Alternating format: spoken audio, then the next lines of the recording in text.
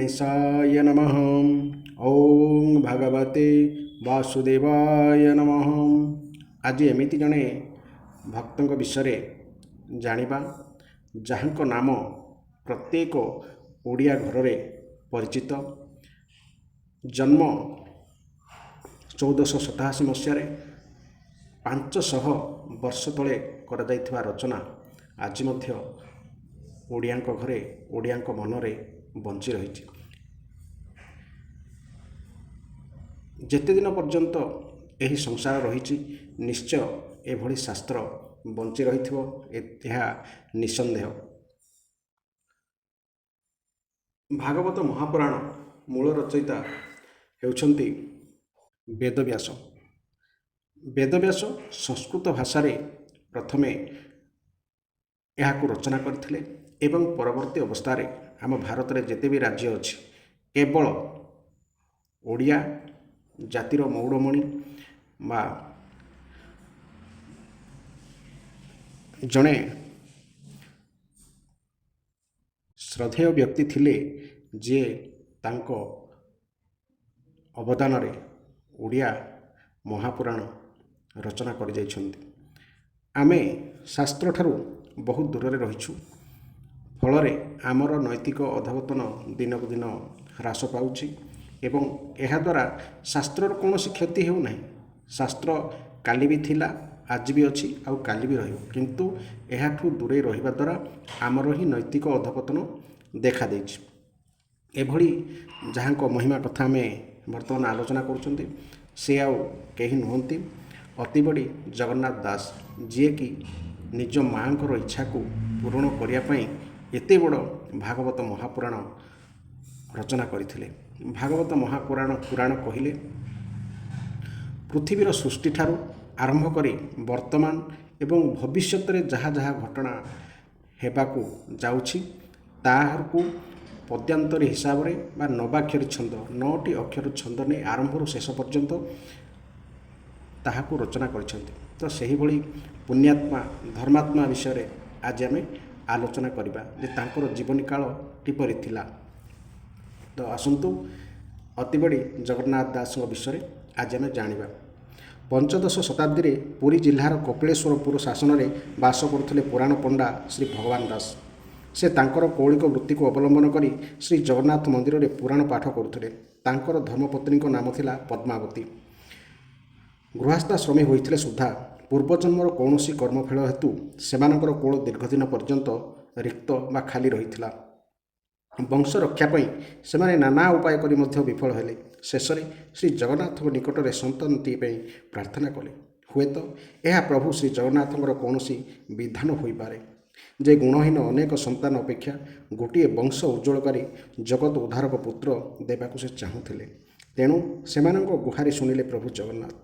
1487 मसीहा भाद्रव शुक्ल अष्टमी दिन अत्यंत सुंदर और शुभ बेलारे पद्मावती कोलमंडन कला सुंदर शिशुटीए। सही शिशुटी श्री जगन्नाथ कृपा प्रदत्त होइथिबारु पितामाता तार नाम रखिले जगन्नाथ।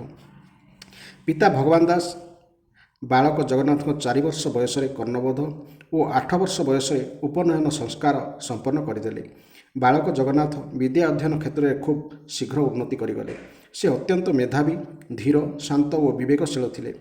तुलसी 2 पत्रु बासिया परी तांकठारे बाल्यकालरू ही दिव्य गुण प्रकाश पाइथिला। से खूब कम समय मध्य गीता रामायण महाभारत और श्रीमद् भागवतर टीकामान अध्ययन करी विपुल ज्ञानर अधिकारी होइथिले। व्याकरण और वेदांतर अनेक अंश कंठस्थ करनेले। षढ़ दर्शन में मध्य तांकर उत्तम ज्ञान थिला।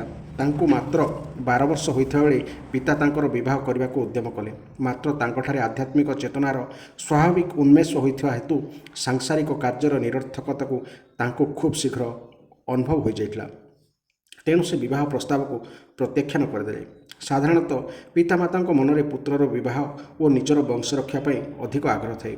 मात्र पुत्र जगन्नाथर भक्ति रे गभीर अभिनिवेश देखि सेमाने तांको अधिक बाध्य करि पारुनथिले। दैव जोग को तांकर यौवनावस्थार अव्यवहित पूर्वर तांकर पितृवियोग घटीगला। ପରିବାରରେ ରହିଗଲେ କେବଳ ମା ପୁଅ 2 ଜଣ। ଜଗନ୍ନାଥ ମାଙ୍କୁ ବହୁ ଧାର୍ମିକ ଓ ଆଧ୍ୟାତ୍ମିକ ରହସ୍ୟ ବୁଝାଇ କୌଣସି ପ୍ରକାରେ ତାଙ୍କୁ ବିବାହ କରାଇବାକୁ ଦୁରାଗ୍ରହରୁ ମୁକ୍ତ କଲେ। ସେ ମାଙ୍କୁ ବୁଝାଇ କହିଲେ, ମା, ତୁମେ ମୋ ପାଇଁ ଚିନ୍ତା କର ନାହିଁ। ସମଗ୍ର ସଂସାରର ଚିନ୍ତା ଯେ କରୁଛନ୍ତି ସେ କ'ଣ ମୋ ଚିନ୍ତା କରିବେ ନାହିଁ? ତୁମେ ନିଜର ପରଲୋକ ପାଇଁ ଚିନ୍ତା କର। ନିଜ ଜୀବନକୁ ଭଗବତ ଭଜନ ସ୍ମରଣରେ ବ୍ୟତୀତ କର। ବାକି ରହିଲା ତୁମର ସେବା କଥା। ଜାଣି ରଖ ଯେ ମୁଁ ଯେ ପର୍ଯ୍ୟନ୍ତ ଅଛି ତୁମର ସେବାରେ ତିଳେ ମାତ୍ର ତ୍ରୁଟି ହେବ ନାହିଁ। ଏହିପରି ମାଆକୁ ସନ୍ତୁଷ୍ଟ କରାଇ କିଛି ଦିନ ପରେ ନିଜ ପିତାଙ୍କର ପଦରେ ଅସୀନ ହୋଇ ଶ୍ରୀ ଜଗନ୍ନାଥଙ୍କ ମନ୍ଦିରରେ ପୁରାଣ ପଢ଼ିବାର ପରମ୍ପରାକୁ ବୃତ୍ତି ରୂପେ ଗ୍ରହଣ କଲେ। କ୍ରମେ କ୍ରମେ ସଂସାର ପ୍ରତି ବୈରାଗ୍ୟ ତାଙ୍କର ତୀବ୍ରତର ହେଲା।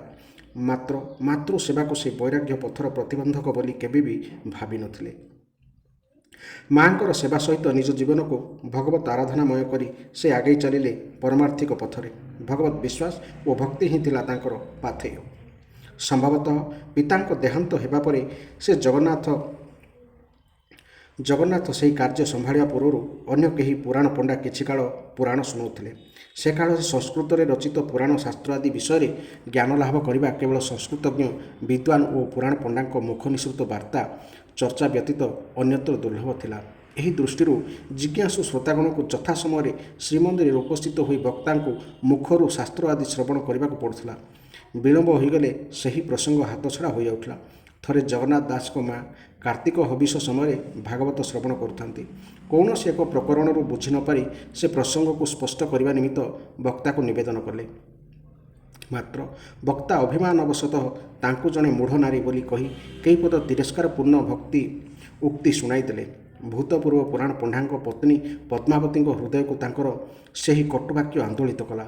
ସେ ଘରକୁ ଯାଇ ପୁତ୍ର ଜଗନ୍ନାଥଙ୍କୁ କହିଲେ, ବାବୁରେ, ତୁ ଏତେ ଶାସ୍ତ୍ର ପୁରାଣ ପଢ଼ିଛୁ, ଏ ସଂସ୍କୃତ ଭାଗବତକୁ ତୁ କ'ଣ ଆମ ବୁଝିବା ଭଳି ଭାଷାରେ ଲେଖିପାରିବୁ ନାହିଁ?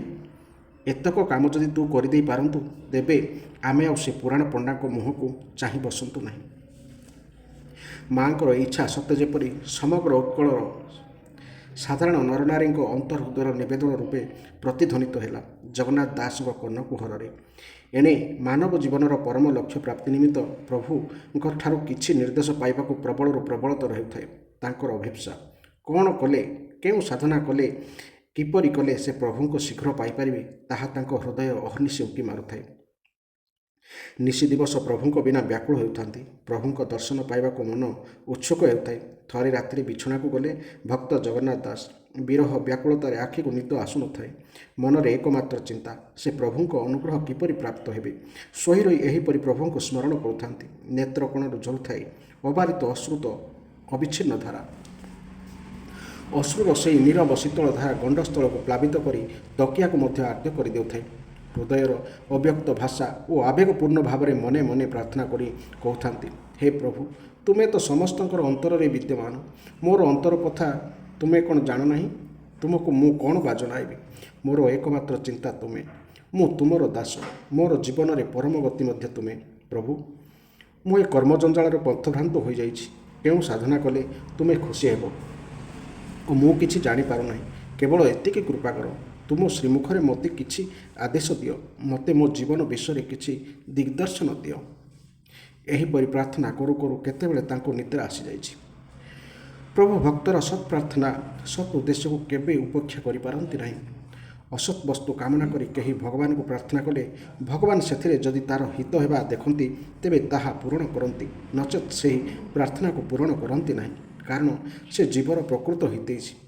ପିତାମାତା ଯେପରି ପିଲାର ହିତକୁ ଦୃଷ୍ଟି ରଖି ସେ ମାଗୁଥିବା ଛୁରୀ, ଧାରୁଆ କାଚ ବା ବିଷାକ୍ତ ଦ୍ରବ୍ୟ ଆଦି ହାନିକାରକ ପଦାର୍ଥ ତାକୁ ଦିଅନ୍ତି ନାହିଁ, ଠିକ୍ ସେହିପରି ଭଗବାନ ଭକ୍ତର ଅସତ୍ କାମନାକୁ ପୂରଣ କରନ୍ତି ନାହିଁ। କିନ୍ତୁ ଜୀବ ଯଦି ସତ୍ ଉଦ୍ଦେଶ୍ୟରେ କିଛି ପ୍ରାର୍ଥନା କରୁଥାଏ ବା କାମନା କରୁଥାଏ ତାହା ସେ ନିଶ୍ଚୟ ପୂରଣ କରନ୍ତି, କାରଣ ଏହା ହିଁ ଜୀବନର ଲକ୍ଷ୍ୟ। ଭଗବାନ ଜୀବଠାରୁ ଏହି ଆଶା ରଖନ୍ତି ଯେ ମୋ ଠାରୁ ଦୂରେଇ ଯାଇ ଜୀବ ଅନେକ ଯୋନିରେ ଭ୍ରମି ଭ୍ରମି କଷ୍ଟ ପାଉଛି, ସେ କିପରି ଶୀଘ୍ର ମୋ ପାଖକୁ ଆସିଯାଉ। ସେଥିପାଇଁ ଭଗବାନ ଜଗନ୍ନାଥ ଦାସଙ୍କର ଇଚ୍ଛା ପୂରଣ କରିବା ନିମନ୍ତେ ସ୍ୱପ୍ନରେ ତାଙ୍କୁ ଦର୍ଶନ ଦେଲେ। ପ୍ରଭୁ ଚତୁର୍ଭୁଜରେ ଧାରଣ କରିଥାନ୍ତି ଶଙ୍ଖ, ଚକ୍ର, ଗଦା ଓ ପଦ୍ମ। ମସ୍ତକରେ କିରୀଟ ଓ କର୍ଣ୍ଣରେ କୁଣ୍ଡଳ ଝଲମଲ ହେଉଥାଏ। ବକ୍ଷରେ ଶ୍ରୀବତ୍ସ ଚିହ୍ନ। ରଙ୍ଗ ଅଧରରେ ମନ୍ଦ ମନ୍ଦ ହସି ପ୍ରଭୁ ଭକ୍ତକୁ କହିଲେ, ବତ୍ସ ଜଗନ୍ନାଥ, ତୁମର ମନ କଥା ମୁଁ ଜାଣେ। ବତ୍ସ ଜଗନ୍ନାଥ, ତୁମର ମନ କଥା ମୁଁ ଜାଣେ। ତୁମ ଇଚ୍ଛା ଅତ୍ୟନ୍ତ ଶୁଭଙ୍କର। ମୁଁ ଏବେ ତୁମକୁ ତୁମର ଉଦ୍ଧାର ନିମନ୍ତେ ଯେଉଁ ଉପାୟ କହୁଛି ଶୁଣ। ଏହା କେବଳ ତୁମର ଉଦ୍ଧାର କରିବ ନାହିଁ, ସାରା ସଂସାରକୁ ମଧ୍ୟ ଉଦ୍ଧାର କରିବାକୁ ସମର୍ଥ ହେବ। ଓಂ ଏହି ଏକାକ୍ଷର ବ୍ରହ୍ମ ସକଳ ଶାସ୍ତ୍ର ଓ ବେଦର ମୂଳ। ଏହା ମୋ ମୁଖରୁ ପ୍ରକାଶିତ ହେଲା। ଅନନ୍ତ ଏହାକୁ ବ୍ୟାଖ୍ୟା କରି ଚତୁର୍ଦ୍ଦଶ ଅକ୍ଷରରେ ବ୍ରହ୍ମାଙ୍କୁ ଉପଦେଶ ଦେଲେ। ବ୍ରହ୍ମା ତାହାକୁ ନିଜ ହୃଦୟରେ ଧାରଣ କରି ପୁଣି ତାହାକୁ 4ଟି ଶ୍ଲୋକରେ ବିସ୍ତାର କରିବା ସହ ନର ନାରାୟଣଙ୍କୁ ଶୁଣାଇଲେ, ଯାହାକି ଚତୁଶ୍ଲୋକୀ ଭାଗବତୀ ନାମରେ ପ୍ରସିଦ୍ଧ। ନରନାରାୟଣ ଋଷି ତାହାକୁ ନିଜ ହୃଦୟ ମଧ୍ୟରେ ଜପ କରି ପୁନଶ୍ଚ ତାହାକୁ 10 ଶ୍ଲୋକରେ ବ୍ୟାଖ୍ୟା କରି ନାରଦ ମୁନିଙ୍କୁ ଶୁଣାଇଲେ। ନାରଦ ତାହାକୁ 7 ଶ୍ଲୋକରେ ମହାମୁନି ବ୍ୟାସଙ୍କୁ ଶୁଣାଇଲେ। ବ୍ୟାସଦେବ ତାହାକୁ 18,000 ଶ୍ଲୋକରେ ବିସ୍ତାର କରି ପରମହଂସ ଶୁକଦେବକୁ ଶୁଣାଇଲେ। ଶୁକଦେବ ତାହାକୁ ମୁନିମଣ୍ଡଳୀଙ୍କ ମଧ୍ୟରେ ରାଜା ପରୀକ୍ଷିତଙ୍କୁ ଶୁଣାଇଲେ। ତାହା ଶୁଣି ପରୀକ୍ଷିତଙ୍କର ମୁକ୍ତି ହୋଇଗଲା। ପୁଣି ତୁମର ପରମ କଲ୍ୟାଣ କରିବାକୁ ଓ ସଂସାର ଉଦ୍ଧାର କରିବା ଯେଉଁ ଏହା ସମର୍ଥ, ଏ କଥା କହିବା ବାହୁଲ୍ୟ ମାତ୍ର। ତେଣୁ ତୁମେ ଏହାକୁ ତୁମର ପ୍ରାକୃତ ଭାଷାରେ ରଚନା କର। ଏହା ଶ୍ରବଣ କରି ଅଶେଷ ପ୍ରାଣୀ ଏ ଭବସାଗରରୁ ତରିଯିବେ। ଭଗବାନଙ୍କର ଏହି ଆଦେଶ ଥିଲା ଏକାଧାରରେ ଦୀକ୍ଷା, ଶିକ୍ଷା ଓ ଉପଦେଶ। ଏହି ଆଜ୍ଞା ପାଇ ଜଗନ୍ନାଥ ଖୁସି ହୋଇଗଲେ। ପୁଣି ଭାବିଲେ, ଏତେ ବଡ଼ ଦୁଷ୍ପ୍ରାପ୍ୟ ବେଶ ଗ୍ରନ୍ଥର ରଚନା ମୁଁ କରିପାରିବି ତ? କୁହାଯାଇଛି, ବିଦ୍ୟାଂ ବତା ଭାଗବତୀ ପରୀକ୍ଷା। ବଡ଼ ବଡ଼ ବିଦ୍ୱାନ ମଧ୍ୟ ଭାଗବତର ଅର୍ଥ ନିର୍ଣ୍ଣୟ କରିବାରେ ଭ୍ରମିତ ହୋଇଯାଆନ୍ତି। ଯାହାର ତତ୍ତ୍ୱକୁ ମୁନି ଋଷିମାନେ ବି ବୁଝିପାରନ୍ତି ନାହିଁ, ତାହାକୁ ରଚନା କରିବା ମୋ ପରି ସାଧାରଣ ବ୍ୟକ୍ତି ପକ୍ଷରେ କ'ଣ ସମ୍ଭବ? ମୋର ବା କି ସାମର୍ଥ୍ୟ ଅଛି? ସେ ଭଗବାନଙ୍କୁ ନିଜର ଏକ ଅସାମର୍ଥ୍ୟ ଜଣାଇଦେଲେ। ଭଗବାନ କହିଲେ, ତୁମେ ଚିନ୍ତା କର ନାହିଁ, କାର୍ଯ୍ୟ ଶୁଭାରମ୍ଭ କରିଦିଅ। ମୁଁ ତୁମ ହୃଦୟ ଯନ୍ତ୍ରରେ ବା ହୃଦଯନ୍ତ୍ରରେ ବିରାଜିତ ହୋଇ ପଦ ପରେ ପଦ କହିଦେବି। ତୁମେ ହୃଦୟର ସ୍ଫୁରଣ ଅନୁସାରେ ତାଳପତ୍ର ପୋଥିରେ ଲେଖିଦିଅ। ଏହିପରି ଆଦେଶ ଦେଇ ପ୍ରଭୁ ଅନ୍ତର୍ନିହିତ ହୋଇଗଲେ। ଜଗନ୍ନାଥ ଦାସଙ୍କ ନିଦ୍ରା ଭାଙ୍ଗିଗଲା। ସେ ଧଡ଼ପଡ଼ ହୋଇ ଉଠି ଚାରିଆଡ଼କୁ ଚାହିଁଲେ। କେହି କେଉଁଠି ଦିଶିଲେ ନାହିଁ। ସେ ଭାବିଲେ, ନିଶ୍ଚୟ ପ୍ରଭୁଙ୍କର କୃପା ହେଲା। ସେ ମୋତେ ଦର୍ଶନ ଦେଇ କୃତାର୍ଥ କରିଦେଲେ। ଏହାପରେ ଜଗନ୍ନାଥ ଦାସ ପ୍ରଭୁଙ୍କ ପ୍ରେରଣାରେ ବ୍ୟାସଦେବଙ୍କ କୃତ ଭାଗବତକୁ ସ୍କନ୍ଧ ପରେ ସ୍କନ୍ଧ ଓଡ଼ିଆ ନବାକ୍ଷରୀ ବୃତ୍ତରେ ଲେଖି ଚାଲିଲେ। ଏହାଦ୍ୱାରା ସତେ ଯେପରି ଓଡ଼ିଆ ଭାଷାଭାଷୀ ଓ ସାଧାରଣ ଅଶିକ୍ଷିତ ଲୋକଙ୍କ ପାଇଁ ମୁକ୍ତିର ପସରା ଖୋଲିଦେଲେ। ଦୁର୍ଗମ ଭାଗବତ ସରଳ ଭାଷାରେ ବ୍ୟକ୍ତ ହୋଇ ସମସ୍ତଙ୍କ ପାଇଁ ସୁଗମ ହୋଇଗଲା। ଦାସେ ଅଧ୍ୟାୟ ଅଧ୍ୟାୟ ରଚନା କରି ମାଆଙ୍କୁ ଶୁଣାଇଲେ। ପରେ ଲୋକମାନଙ୍କୁ ଶୁଣାଇଲେ। ଆବାଳ ବୃଦ୍ଧ ବନିତା ସମସ୍ତେ ଶ୍ରଦ୍ଧାର ସହ ତାକୁ ଶୁଣିଲେ। ଲୋକେ ଭାଗବତ ଶୁଣି ପରମ ଆନନ୍ଦ ଲାଭ କଲେ। ନାରୀମାନେ ତାଙ୍କୁ ନିଜ ନିଜ ଘରକୁ ଡାକି ଆଣନ୍ତି ଏବଂ ତାଙ୍କ ଚାରିପଟେ ଘେରି ବସି ତାଙ୍କଠାରୁ ଶ୍ରୀକୃଷ୍ଣଙ୍କ ବାଲ୍ୟଲୀଳା ଓ ଗୋପୀମାନଙ୍କର ପ୍ରେମ ଇତ୍ୟାଦି ବିଷୟ ଶୁଣି ଅତ୍ୟନ୍ତ ଆହ୍ଲାଦିତ ହୁଅନ୍ତି। ତାଙ୍କୁ ଚାଉଳ, ଦକ୍ଷିଣା ଓ ବସ୍ତ୍ର ଆଦି ଦେଇ ପ୍ରତିଦିନ ଆସି ଭାଗବତ ଶୁଣାଇବାକୁ ଅନୁରୋଧ କରନ୍ତି। ଶ୍ରୋତାମାନଙ୍କର ଭାବ ଦେଖି ବକ୍ତା ମଧ୍ୟ ଶ୍ରୀକୃଷ୍ଣ ଲୀଳା ରସ ଶୁଣାଇବାରେ ତନ୍ମୟ ହୋଇଯାଆନ୍ତି। ସ୍ୱୟଂ ବକ୍ତା ଯେତେବେଳେ ଭଗବାନଙ୍କର ଜଣେ ପରମ ଭକ୍ତ, ତାଙ୍କ ଭାବର ପ୍ରଭାବ ଶ୍ରୋତୃମଣ୍ଡଳୀ ଉପରେ ପଡ଼ିବା ତ ସ୍ୱାଭାବିକ କଥା। କ୍ରମେ କ୍ରମେ ଶ୍ରୋତାମାନଙ୍କ ସଂଖ୍ୟା ବଢ଼ି ବଢ଼ି ଚାଲିଲା।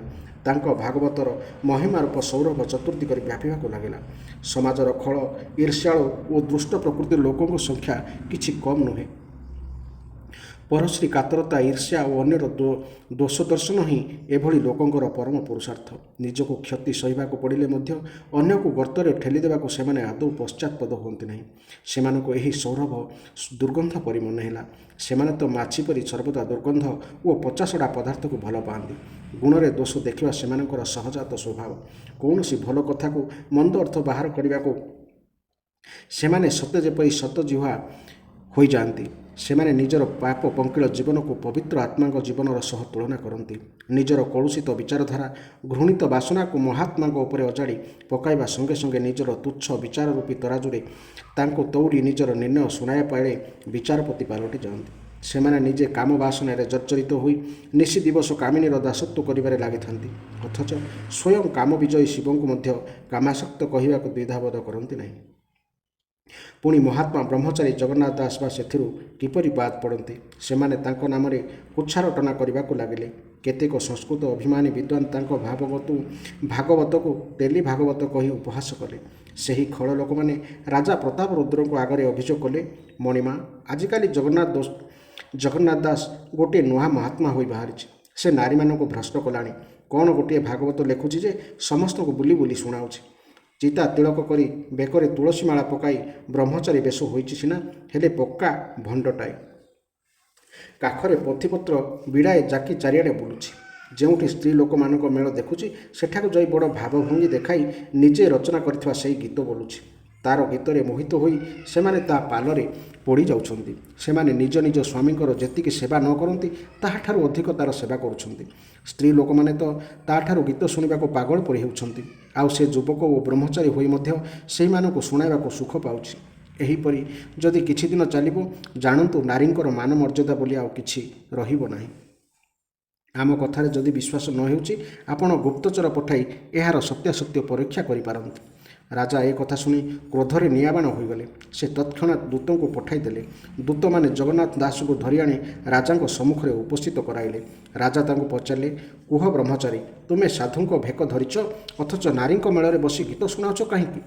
ତୁମେ ପୁରୁଷ ଓ ବ୍ରହ୍ମଚାରୀ ହୋଇ ମଧ୍ୟ ପୁରୁଷଙ୍କ ସଙ୍ଗେ ଛାଡ଼ି ଅଧିକାଂଶ ସମୟ ନାରୀଙ୍କ ମଣ୍ଡଳୀରେ ବିତାଇବାର କ'ଣ ରହସ୍ୟ? ଏହା ତୁମର ଦଣ୍ଡନୀୟ ଅପରାଧ। ଏକଥା ଶୁଣି ଜଗନ୍ନାଥ ପ୍ରଭୁଙ୍କୁ ସ୍ମରଣ କଲେ। ସେ ଜାଣିଗଲେ ଯେ ତାଙ୍କର ଅନ୍ତରର ଭାବକୁ ନ ବୁଝିପାରି ଖଳ ଲୋକମାନେ ରାଜାଙ୍କ ଆଗରେ ଏପରି ଚୁଗୁଳି କଥା କହିଛନ୍ତି। ତଥାପି ସେ ପ୍ରଭୁ ଜଗନ୍ନାଥଙ୍କୁ ସ୍ୱପ୍ନାଦେଶରେ ଭରସାରେ ନିର୍ଭୟରେ ରାଜାଙ୍କୁ ନିଜ କଥା କହିଦେଲେ। ସେ କହିଲେ, ରାଜନ, ଆପଣ ଦୁଷ୍ଟ ଲୋକଙ୍କ କଥାରେ ସାଧୁ ଲୋକଙ୍କୁ ଦଣ୍ଡିବା ଉଚିତ ନୁହେଁ। ମୁଁ ବ୍ରାହ୍ମଣ, କ୍ଷତ୍ରିୟ, ବୈଶ୍ୟ, ଶୂଦ୍ର ବା ସ୍ତ୍ରୀ, ପୁରୁଷ, ବାଳକ, ବୃଦ୍ଧ ଆଦି ଦେଖେ ନାହିଁ। ଯେଉଁମାନେ ଭାଗବତ ଶୁଣିବାକୁ ଶ୍ରଦ୍ଧା କରନ୍ତି ମୁଁ ସେମାନଙ୍କୁ ଶୁଣାଏ। ଏଥିରେ ସ୍ତ୍ରୀ ପୁରୁଷଙ୍କ ପ୍ରସଙ୍ଗ ପାଇଁ ସ୍ଥାନ କାହିଁ? ମୁଁ ପୁରୁଷଙ୍କ ମେଳରେ ପୁରୁଷ ଏବଂ ନାରୀଙ୍କ ମେଳରେ ନାରୀ ହୋଇଥାଏ। ପୁଣି ମୁଁ ଭଗବତ ମାର୍ଗର ଲୋକ, ତେଣୁ ଏଭଳି ସନ୍ଦେହ କରିବା ଉଚିତ ନୁହେଁ। ଦାସଙ୍କ ମୁଖର ଏଭଳି ନିର୍ଭୟ ଉତ୍ତର ଶୁଣି ରାଜାଙ୍କ ଓଷ୍ଠ କ୍ରୋଧରେ ପ୍ରକମ୍ପିତ ହେଲା। ସେ ସଙ୍ଗେ ସଙ୍ଗେ କହିଲେ, ତୁମେ ଯାହା କଥାରେ କହିଲ ତାହା ପ୍ରତ୍ୟକ୍ଷରେ ନ ଦେଖାଇବା ଯାଏ ଆମେ ବିଶ୍ୱାସ କରିବୁ ନାହିଁ। ତୁମେ ତୁମର ନାରୀ ରୂପ ମୋତେ ଦେଖାଅ, ନହେଲେ ତୁମେ ଦଣ୍ଡଭାଗୀ ହେବ। ଏହା କହି ଭକ୍ତ ଜଗନ୍ନାଥ ଦାସଙ୍କୁ କାରାଗାରରେ ବନ୍ଦୀ କରି ରଖିବାକୁ ସେବକଙ୍କୁ ଆଦେଶ ଦେଲେ। ଭକ୍ତ ଜଗନ୍ନାଥ ଦାସ ଯେଉଁ ଭାବରେ ଉତ୍ତର ଦେଇଥିଲେ ରାଜା ତାହା ବୁଝିଲେ ନାହିଁ। ନାରୀମାନେ ସବୁରି ଚିତ୍ତଚୋର। ମନମୋହନ ଶ୍ରୀକୃଷ୍ଣଙ୍କ ମଧୁର ମଧୁର ଲୀଳା ଶ୍ରବଣରେ ଆକୃଷ୍ଟ ହୋଇ ଭାଗବତ ଶ୍ରବଣ କରିବାକୁ ଚାହୁଁଥିବା ବେଳେ ରାଜା ତାହାକୁ ଓଲଟା ବୁଝିଲେ। ତେଣୁ ଭକ୍ତ ସଙ୍କଟରେ ପଡ଼ିଗଲେ। ଅଧ୍ୟାତ୍ମ ଦୃଷ୍ଟିରୁ ଦେଖିଲେ ଜୀବ ପୁରୁଷ ନୁହେଁ କି ସ୍ତ୍ରୀ ନୁହେଁ, ସେ ତ ସାକ୍ଷାତ ପରମାତ୍ମାଙ୍କ ଅଂଶର। ସ୍ତ୍ରୀ ବା ପୁରୁଷ ତ ତା ଶରୀରର ନାମ, ତାର ବାହ୍ୟ ରୂପ।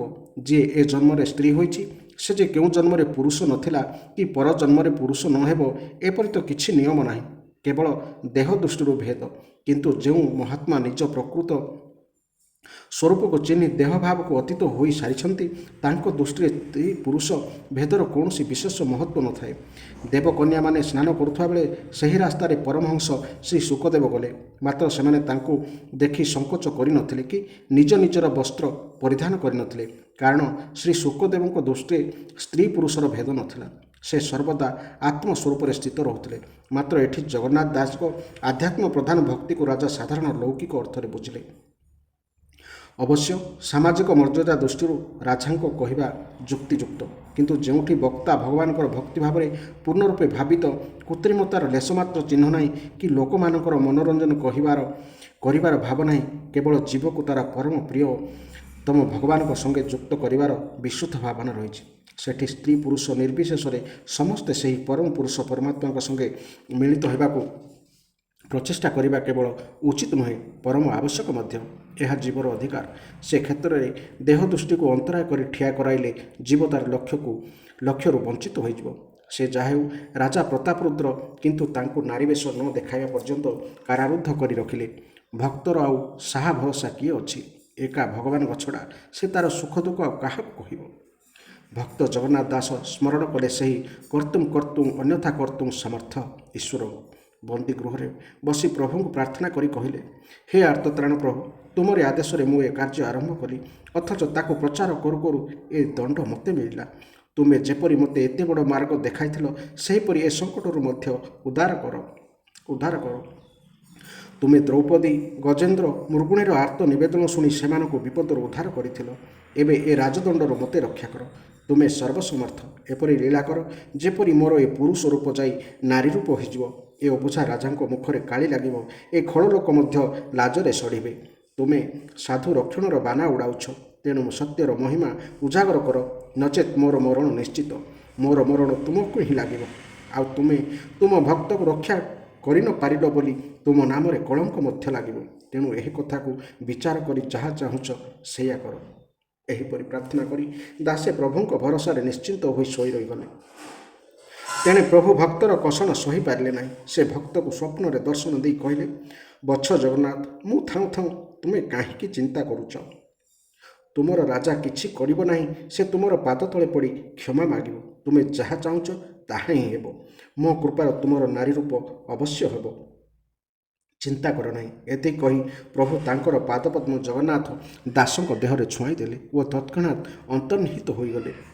ଜଗନ୍ନାଥ ଦାସଙ୍କର ନିଦ୍ରା ଭାଙ୍ଗିଗଲା। ସେ ଉଠି ପଡ଼ି ଚାରିଆଡ଼କୁ ଚାହିଁଲେ, କାହାରିକୁ ପାଇଲେ ନାହିଁ। ହଠାତ୍ ନିଜ ଦେହ ଉପରେ ତାଙ୍କର ଦୃଷ୍ଟି ପଡ଼ିଲା। ଆଶ୍ଚର୍ଯ୍ୟ ହୋଇଗଲେ ସେ। ତାଙ୍କର ପୁରୁଷ ରୂପ କେଉଁଆଡ଼େ ଉଭେ ଯାଇ ଜନମନମୋହିନୀ ନାରୀ ରୂପ ହୋଇଯାଇଛି। ସେ ଆନନ୍ଦରେ ବିଭୋର ହୋଇଗଲେ। ଭକ୍ତ ପ୍ରତି ପ୍ରଭୁଙ୍କ କରୁଣା ଦେଖି ତାଙ୍କ ନେତ୍ରରୁ ଧାର ଧାର ହୋଇ ଅଶ୍ରୁ ବହିବାକୁ ଲାଗିଲା। ସେ ଭାବିଲେ, ଯେଉଁ ପାଦପଦ୍ମର ସ୍ପର୍ଶ ପାଇ ଅହଲ୍ୟା ତରିଗଲା, କୁବୁଜା ଅପୂର୍ବ ସୌନ୍ଦର୍ଯ୍ୟ ଲାଭ କଲା, ତାହାଙ୍କର ଚରଣ ଉଦ୍ଦକକୁ ପ୍ରଭୁ ମହାଦେବ ନିଜ ଜଟାରେ ଧାରଣ କରିଛନ୍ତି ଏବଂ ଯାହା ସାରା ସଂସାରକୁ ପବିତ୍ର କରୁଛି, ତାହା ଆଜି ମୋତେ ମିଳିଗଲା। ମୁଁ ପରମ ପବିତ୍ର ହୋଇଗଲି। ଧନ୍ୟ ପ୍ରଭୁ, ଆଜି ପ୍ରତ୍ୟକ୍ଷ ଜାଣିଲି ଯେ ତୁମେ ମୋତେ ଆପଣାର କରିନେଇଛ। ଏହା ମନେ ମନେ କହି ଦାସେ ବାହାରିଲେ ରାଜାଙ୍କ ସମକ୍ଷରେ ପ୍ରମାଣ ଦେବା ନିମନ୍ତେ। ପ୍ରହରୀ ଓ ରାଜଦୂତକୁ ସଙ୍ଗରେ ଧରି ଭକ୍ତ ଯାଇ ରାଜାଙ୍କ ନିକଟରେ ପହଞ୍ଚିଲେ। ରାଜା ତାଙ୍କୁ ଚାହିଁ ଦେଇ ଚକିତ ହୋଇଗଲେ। ଭାବିଲେ, ଏ ତ ସେଇ ଜଗନ୍ନାଥ ଦାସ, ଅଥଚ ଏ ନାରୀ ରୂପ କେଉଁଠୁ ଆସିଲା?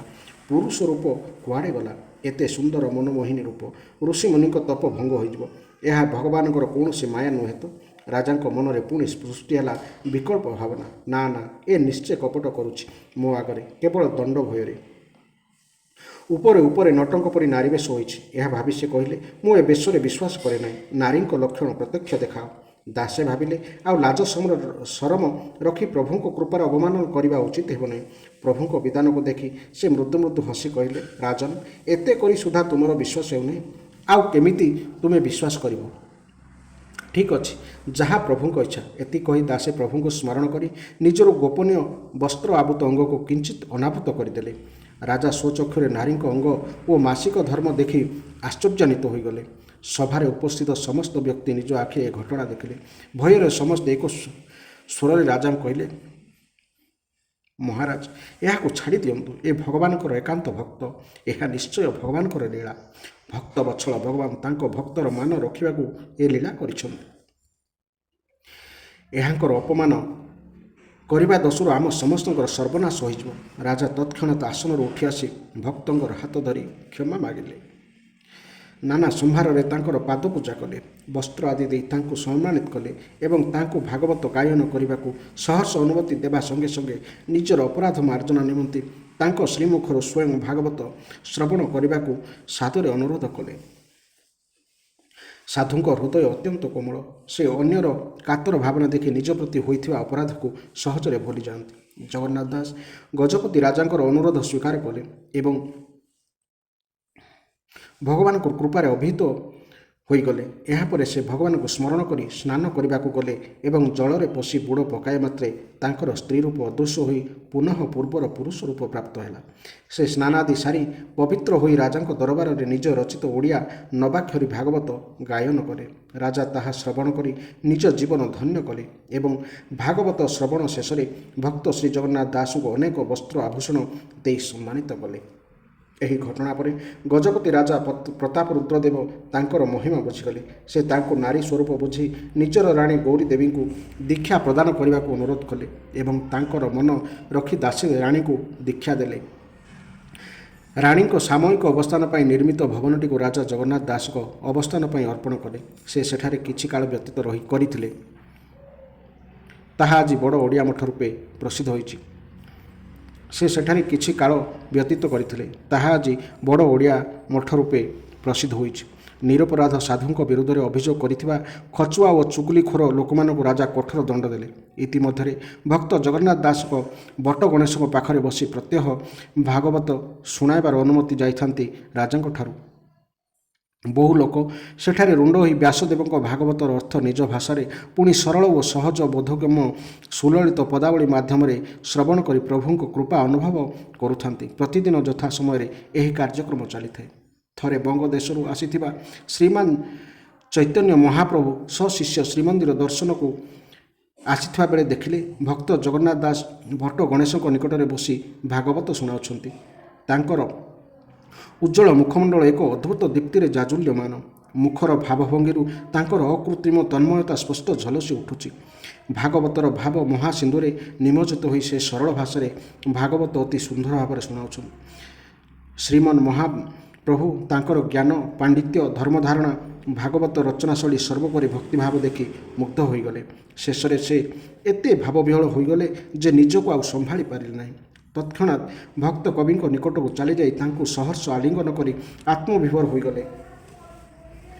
ଭାବାବେଶରେ ଉଭୟଙ୍କ ନେତ୍ରରୁ ନିରବଚ୍ଛିନ୍ନ ଅଶ୍ରୁଧାରା ପ୍ରବାହିତ ହେବାକୁ ଲାଗିଲା। ସମୟର ଜ୍ଞାନ ରହିଲା ନାହିଁ। ଦୁଇ ଭକ୍ତଙ୍କର ଏହି ଅପୂର୍ବ ମିଳନର ଦୃଶ୍ୟ ଅତ୍ୟନ୍ତ ଅଦ୍ଭୁତ ଥିଲା। ଅଢ଼େଇ ଘଡ଼ି ଏହି ମୁଦ୍ରାରେ ରହିଗଲେ ସେ ଦୁହେଁ। ଶେଷରେ ଶ୍ରୀମନ୍ ମହାପ୍ରଭୁ ଭାଗବତକାର ଶ୍ରୀ ଜଗନ୍ନାଥ ଦାସଙ୍କ ଶିରରେ ଶିରପା ବାନ୍ଧିଦେଇ ତାକୁ ଅତି ବଡ଼ି ବୋଲି କହି ସମ୍ମାନିତ କଲେ।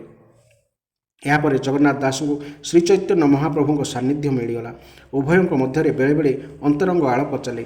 ଶ୍ରୀ ଚୈତନ୍ୟ ଜଗନ୍ନାଥ ଦାସଙ୍କ ଭିତରେ ସଖୀଭାବ ଓ ରାଧାଭାବ ଲକ୍ଷ୍ୟ କରି ତାଙ୍କୁ କେବେ କେବେ ସ୍ୱାମିନୀ ରୂପେ ସମ୍ବୋଧନ କରନ୍ତି ଓ ତାଙ୍କୁ ଆଦର ଦିଅନ୍ତି। ମାତ୍ର ଜଗନ୍ନାଥ ଦାସଙ୍କ ପ୍ରତି ତାଙ୍କର ଏଭଳି ସ୍ନେହ ଦେଖି ତାଙ୍କ ସାନ୍ନିଧ୍ୟରେ ରହୁଥିବା କେତେକ ବଙ୍ଗୀୟ ବୈଷ୍ଣବ ଈର୍ଷାରେ ଜଳି ଉଠିଲେ। କାରଣ ସେମାନଙ୍କ ମନରେ ଭକ୍ତି ଓ ଭାବ ତୁଳନାରେ ଗୁରୁମନ୍ତ୍ର ଓ ଦୀକ୍ଷାର ମହତ୍ତ୍ୱ ସର୍ବୋଚ୍ଚ ଥିଲା। ଜଗନ୍ନାଥ ଦାସଙ୍କୁ ସ୍ୱପ୍ନରେ ସ୍ୱୟଂ ପ୍ରଭୁ ଶ୍ରୀଜଗନ୍ନାଥ ଠାକୁରେ ସେ ଦୀକ୍ଷା ଦେଇଛନ୍ତି ସେ କଥା ସେମାନଙ୍କୁ ଜଣା ନଥିଲା। ତେଣୁ ସେମାନେ ତାଙ୍କୁ ଅଣ ଉପଦେଶିଆ ମନେ କରୁଥିଲେ। ଦାସେ ଏକଥା ଅନୁଭବ କରି ଦୀକ୍ଷା ପ୍ରଦାନ ନିମନ୍ତେ ଚୈତନ୍ୟ ମହାପ୍ରଭୁଙ୍କୁ ଅନୁରୋଧ କଲେ। ମାତ୍ର ଭକ୍ତ ଜଗନ୍ନାଥ ଦାସଙ୍କର ଯେ ଉତ୍କଳୀୟ ମତରେ ପ୍ରୀତି ଅଧିକ ଏକଥା ତାଙ୍କୁ ଅଜଣା ନଥିଲା। ତେଣୁ ସେ ବଳରାମ ଦାସଙ୍କ ଠାରୁ ଦୀକ୍ଷା ନେବାକୁ ପରାମର୍ଶ ଦେଲେ। ଜଗନ୍ନାଥ ଦାସ ହରେ ରାମ ରାମ ରାମ ହରେ ହରେ, ହରେ କୃଷ୍ଣ କୃଷ୍ଣ କୃଷ୍ଣ ହରେ ହରେ ଏହି ଉତ୍କଳୀୟ ବୈଷ୍ଣବ ମନ୍ତରେ ଦୀକ୍ଷିତ ହେଲେ। ଗୌରାଙ୍ଗ ମହାପ୍ରଭୁଙ୍କ ସାନ୍ନିଧ୍ୟ ସାଙ୍ଗକୁ ତାଙ୍କ ସେବାର ମଧ୍ୟ ଅବସର ମିଳିଗଲା ବୈଷ୍ଣବ ଜଗନ୍ନାଥଙ୍କୁ। ସେତେବେଳକୁ ତାଙ୍କ ଭାଗବତର ପ୍ରଚାର ଦିନକୁ ଦିନ ବଢ଼ି ଚାଲିଥାଏ। ଲୋକେ ଭାଗବତର ପ୍ରତିଲିପି ପ୍ରସ୍ତୁତ କରି ତାହାକୁ ପାଠ ଓ ପୂଜା କରିବା ଆରମ୍ଭ କରିଦେଇଥିଲେ।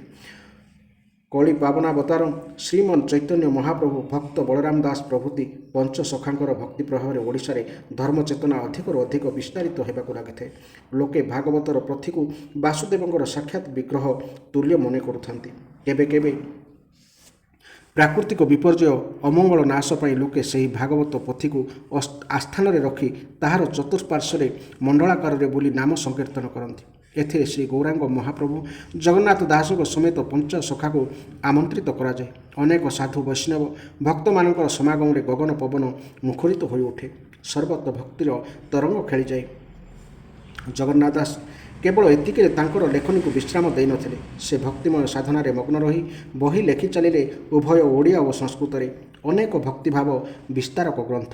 ତାଙ୍କ ଲିଖିତ ପ୍ରାୟ 60 ଖଣ୍ଡ ଓଡ଼ିଆ ରଚନା ମଧ୍ୟରୁ ଅର୍ଥକୋଇଲି, ଗୁପ୍ତ ଭାଗବତ, ତୁଳାଭିଣା, ଦାରବ୍ରହ୍ମ ଗୀତା, ଶୈବାଗମ ଭାଗବତ ଇତ୍ୟାଦି ମୁଖ୍ୟ। ସଂସ୍କୃତରେ ନୀଳାଦ୍ରି ଶତକମ୍, ଉପାସନା ଶତକମ୍, କୃଷ୍ଣଭକ୍ତି କଳ୍ପଲତା ଇତ୍ୟାଦି ତାଙ୍କର ଅମୂଲ୍ୟ କୃତି। ଜଗନ୍ନାଥ ଦାସ ଥିଲେ ସଖୀ ଭାବାପନ୍ନ ବୈଷ୍ଣବ। ତେଣୁ ତାଙ୍କର ଭକ୍ତିର ସିଦ୍ଧି ଫଳରେ ଦେବକନ୍ୟାମାନେ ଛଦ୍ମବେଶରେ ତାଙ୍କର ସେବା କରିବାକୁ ଆସନ୍ତି। ଏକଥା ମଧ୍ୟ ପୂର୍ବପରି ରାଜାଙ୍କ କାନରେ ପଡ଼ିଗଲା। ମାତ୍ର ସେ ପୂର୍ବପରି କଠୋର ନ ହୋଇ କେବଳ ନିଜର କର୍ତ୍ତବ୍ୟ ପାଳନ ଦୃଷ୍ଟିରୁ ସେମାନଙ୍କର ପରିଚୟ ପାଇବାକୁ ଇଚ୍ଛା କଲେ। ସେ ନିଜର ଗୁପ୍ତଚରଙ୍କୁ ପଠାଇଲେ। ଗୁପ୍ତଚରମାନେ ସେମାନଙ୍କୁ ଧରିବାକୁ ଚେଷ୍ଟା କରିବା ମାତ୍ରେ ସେମାନେ ଅନ୍ତର୍ହିତ ହୋଇଯାଇଥିଲେ। ଏଭଳି ଆଉ ଗୋଟିଏ ଅଦ୍ଭୁତ ଘଟଣା ବିଷୟରେ ଶୁଣିବାକୁ ମିଳେ ତାଙ୍କ ଜୀବନରେ। ଥରେ କାଶୀରାମ ନାମକ ଜଣେ ବଡ଼ ବ୍ୟବସାୟୀ ପୁରୀ ଆସିଥିଲେ। ଶ୍ରୀ ଜଗନ୍ନାଥ ମହାପ୍ରଭୁଙ୍କୁ ଦର୍ଶନ ସାରି ରାଜାଙ୍କୁ ଭେଟିଲେ ଏବଂ ଠାକୁରଙ୍କ ଶ୍ରୀଅଙ୍ଗରେ ଲାଗି କରାଇବା ନିମନ୍ତେ ବହୁମୂଲ୍ୟ ଚନ୍ଦନ ଖଣ୍ଡେ ଦେଇଗଲେ ରାଜାଙ୍କୁ। ରାଜା ସେହି କାର୍ଯ୍ୟ ଭକ୍ତ ଜଗନ୍ନାଥ ଦାସଙ୍କ ଉପରେ ନ୍ୟସ୍ତ କଲେ। ସେ ତାହାକୁ ଆଣି ମଠରେ ରଖିଲେ। ମାତ୍ର ଥରେ ପ୍ରଭୁଙ୍କ ଧ୍ୟାନରେ ତନ୍ମୟ ହୋଇଥିବା ଅବସ୍ଥାରେ ସେ ନିଜ ସମ୍ମୁଖରେ ପ୍ରଭୁଙ୍କୁ ଅନୁଭବ କରି ମଠର କାନ୍ଥରେ ହିଁ ଚନ୍ଦନ ବୋଳିଦେଲେ। ପ୍ରଭୁ ତ ଭକ୍ତର ଭାବ ଅନୁସାରେ ହିଁ ତାର ଅର୍ପିତ ଦ୍ରବ୍ୟକୁ ଗ୍ରହଣ କରିଥାନ୍ତି। ସେହିଠାରେ ହିଁ ସେ ତାହାକୁ ଅଙ୍ଗୀକାର କରିସାରିଥିଲେ। ମାତ୍ର ଏ ଅନ୍ତରଙ୍ଗ ଭାବକୁ ବାହ୍ୟ ଚକ୍ଷୁରେ ଦେଖୁଥିବା ଲୋକ ବୁଝିପାରିଲେ ନାହିଁ। କ୍ରମେ କ୍ରମେ ଏ କଥା ରାଜାଙ୍କ କାନରେ ପଡ଼ିଗଲା ଯେ ସେ ଦେଇଥିବା ବହୁମୂଲ୍ୟ ଚନ୍ଦନ ମହାପ୍ରଭୁ ଶ୍ରୀ ଜଗନ୍ନାଥଙ୍କୁ ଲାଗି କରିବା ପରିବର୍ତ୍ତେ ଦାସେ ମାଟି କାନ୍ଥରେ ବୋଳି ଦେଇଛନ୍ତି। ରାଜା ପଚାରିବାରୁ ଦାସ ନିଃସଙ୍କୋଚ ଓ ବିନା ଦ୍ୱିଧାରେ ଉତ୍ତର ଦେଲେ, ମୁଁ ଠାକୁରଙ୍କ ଅଙ୍ଗରେ ଚନ୍ଦନ ଲେପି ଦେଇଛି। ରାଜା ପରୀକ୍ଷା ଉଦ୍ଦେଶ୍ୟରେ ଶ୍ରୀମନ୍ଦିର ଗଲେ। ସେଠାରେ ପ୍ରବେଶ କରୁ କରୁ ତାଙ୍କୁ ଅପୂର୍ବ ଦିବ୍ୟ ସୁଗନ୍ଧ ଅନୁଭବ ହେଲା ଏବଂ ଦିଅଙ୍କ ନିକଟକୁ ଯାଇ ଦେଖିଲେ ଯେ ସତକୁ ସତ ତିନି ଠାକୁରଙ୍କ ଶ୍ରୀଅଙ୍ଗରେ ଚନ୍ଦନରେ ଲେପିତ ହୋଇଛି। ଥରେ ବ୍ରହ୍ମାନନ୍ଦ ନାମକ ଜଣେ ଅଦ୍ୱୈତ ସିଦ୍ଧାନ୍ତର କଠୋର ସମର୍ଥକ ତଥା ଦିଗ୍ବିଜୟୀ ବିଦ୍ୱାନ ବହୁ ବିଦ୍ୱାନଙ୍କୁ ଶାସ୍ତ୍ର ଚର୍ଚ୍ଚାରେ ପରାସ୍ତ କରି ଆସି ଜଗନ୍ନାଥ ଦାସଙ୍କ ନିକଟରେ ପହଞ୍ଚିଲେ। ଯଦିଓ ଏହା ଭକ୍ତିମାର୍ଗୀ ନିମନ୍ତେ ସ୍ପୃହଣୀୟ ନୁହେଁ, ତଥାପି ତାଙ୍କର ଆହ୍ୱାନକୁ ପ୍ରତ୍ୟାଖ୍ୟାନ କରି ନ ପାରି ଦାସେ ତାହାଙ୍କ ସହିତ ଶାସ୍ତ୍ର ଚର୍ଚ୍ଚା କଲେ। ଶେଷରେ ଜଗନ୍ନାଥ ଦାସ ଜ୍ଞାନ ମିଶ୍ରା ଭକ୍ତିରେ ଶ୍ରେଷ୍ଠତ୍ୱ ପ୍ରତିପାଦିତ କରିଦେଲେ। ବିଦ୍ୱାନ ବ୍ରହ୍ମାନନ୍ଦ ଜଗନ୍ନାଥ ଦାସଙ୍କ ପାଣ୍ଡିତ୍ୟ ନିକଟରେ ପରାସ୍ତ ହୋଇ ତାଙ୍କୁ ସମ୍ମାନିତ କରି ଫେରିଗଲେ। ବଡ଼ ଓଡ଼ିଆ ମଠରେ ତାଙ୍କର ଅବସ୍ଥାନ କାଳରେ ଲୋକ ପ୍ରସିଦ୍ଧି ହେତୁ ତାଙ୍କ ସାଧନାରେ ବାରମ୍ବାର ବିଘ୍ନ ବା ବାଧା ଉପସ୍ଥିତ ହେଲା। ସେ ସେଠାକୁ ଯାଇ ସମୁଦ୍ର କୂଳରେ ମହାପ୍ରସାଦ କୁଡ଼ୁଆମାନ ଖଞ୍ଜି ଗୁମ୍ଫାଟିଏ ତିଆରି କଲେ ଏବଂ ସେହିଠାରେ ରହି ସାଧନା ଭଜନରେ ମଗ୍ନ ରହିଲେ। ମାତ୍ର ସମୁଦ୍ର ଲହରୀ ଓ ଗର୍ଜନ ହେତୁ ପୁନଃ ତାଙ୍କର ସାଧନା ବାଧାପ୍ରାପ୍ତ ହେଲା। ତେଣୁ ସେ ମହାପ୍ରଭୁ ଜଗନ୍ନାଥଙ୍କୁ ନିଜର ମନୋବେଦନା ଜଣାଇଲେ। ପ୍ରଭୁଙ୍କ ଆଦେଶରେ ସମୁଦ୍ର 7 ଲହରୀ ପଛକୁ ଘୁଞ୍ଚିଗଲା। ମଠଟି ସେହିଦିନଠାରୁ 7ଟି ଲହରୀ ମଠ ନାମରେ ପ୍ରସିଦ୍ଧ ଲାଭ କଲା। ଏକାଧାରରେ ଜଣେ ସନ୍ଥ, କବି ଓ ଭକ୍ତ ରୂପେ ପରିଚିତ ଜଗନ୍ନାଥ ଦାସ ତାଙ୍କ ଜୀବନର ପ୍ରତ୍ୟେକ ମୁହୂର୍ତ୍ତକୁ ମହାପ୍ରଭୁ ଶ୍ରୀ ଜଗନ୍ନାଥ ଭକ୍ତି ଓ ଆରାଧନାରେ ନିୟୋଜିତ କରିଥିଲେ। ଶ୍ରୀ ଜଗନ୍ନାଥଙ୍କ ମଧ୍ୟରେ ସେ କୃଷ୍ଣଙ୍କୁ ଅଭିନ୍ନ ଭାବରେ ଦର୍ଶନ କରୁଥିଲେ। ନିଜର ସେହି ଭଜନ କୁଟୀର 7 ଲହଡ଼ି ମଠରେ ସେ 60 ବର୍ଷ ବୟସରେ ଖ୍ରୀଷ୍ଟାବ୍ଦ 1547 ମାଘ ମାସ ଶୁକ୍ଳ ସପ୍ତମୀ ଦିନ ହରିନାମ ସଂକୀର୍ତ୍ତନ ଶ୍ରବଣ କରୁ କରୁ ପାର୍ଥିବ ଦେହ ତ୍ୟାଗ କରି ପରମ ଧାମକୁ ଚାଲି ଯାଇଥିଲେ। ତାଙ୍କ ପାର୍ଥିବ ଶରୀର ସିନା ରହିଗଲା ନାହିଁ କିନ୍ତୁ ଓଡ଼ିଆ ସଂସ୍କୃତିର ପ୍ରାଣକେନ୍ଦ୍ର ତଥା ସର୍ବଜନ୍ମ ପରିଚିତ ତାଙ୍କର ଭାଗବତ ଆଜି ମଧ୍ୟ ଓଡ଼ିଶାକୁ ଆଧ୍ୟାତ୍ମିକ ଜ୍ଞାନରେ ଭାସ୍ୱର କରି ରଖିଛି। ଗ୍ରାମେ ଗ୍ରାମେ ଓ ଘରେ ଘରେ ତାଙ୍କ ରଚିତ ଭାଗବତ ତାଙ୍କର ଅମ୍ଳାନ ସ୍ମୃତିର ନିଦର୍ଶନ ରୂପେ ପୂଜିତ ଓ ପଠିତ ହେଉଛି। ତାହା ଆଭାଳ ବୁଦ୍ଧବନି ତାଙ୍କ କଣ୍ଠରେ ତାଙ୍କ ଭାଗବତର ସୂକ୍ତିମାନ ସେମାନଙ୍କ ଜ୍ଞାତ ଓ ଅଜ୍ଞାତରେ ମଧ୍ୟ ଭୂଷଣ ରୂପେ ଶୋଭା ପାଉଛି। ଏହା ଥିଲା ଅତିବଡ଼ି ଜଗନ୍ନାଥ ଦାସଙ୍କ ବିଷୟରେ କିଛି ମହିମା କଥା, ଯାହା ଆମେମାନେ ସମସ୍ତେ ଶୁଣିବା ଉଚିତ ଏବଂ ଭାଗବତ ମହାପୁରାଣ ମଧ୍ୟ ଆମେ ପ୍ରତ୍ୟେକ ଦିନ ଏହା ପଢ଼ିବା ଦ୍ୱାରା ଏବଂ ଶୁଣିବା ଦ୍ୱାରା ଆମର ଅନେକ